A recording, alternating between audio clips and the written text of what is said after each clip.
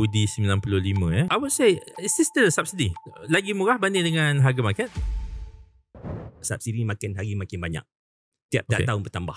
Ya, jadi maknanya setiap harga minyak yang kita dapat di sekarang ni RM2.05 tu, harga sebenar RM2.60 katalah. Kan? Jadi kerajaan dah subsidi 55 sen seliter. Berapa liter satu hari yang kerajaan kena subsidi.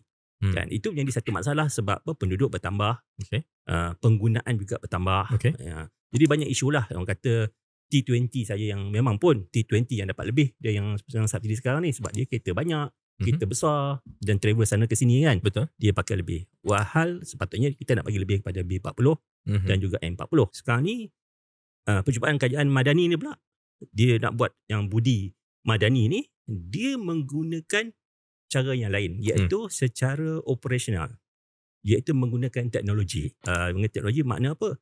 Menggunakan data secara real time, dia akses terus ke dalam sistem. Sistem padu. Padu dia akan beritahu, okey, kita ada RM300, 300 liter okey sekarang.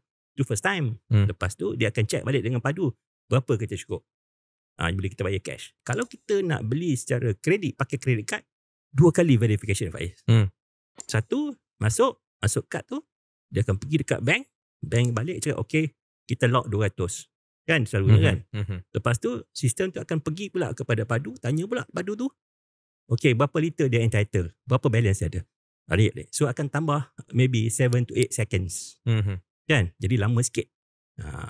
Tapi kalau kita nak percepat kan, biasanya kita pakai one off verification lah. Which is yang dia orang kata pakai touch and go, settle dan pelbagai-bagai apps lagi yang akan datang lah.